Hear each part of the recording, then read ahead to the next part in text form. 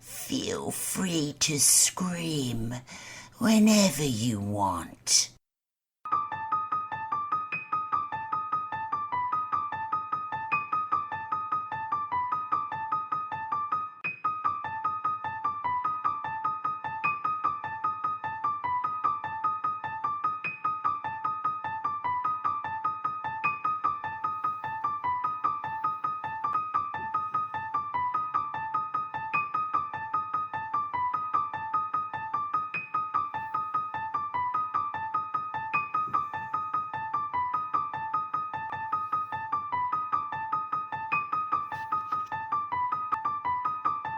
We found parts of the bodies all over the house, in places you wouldn't think.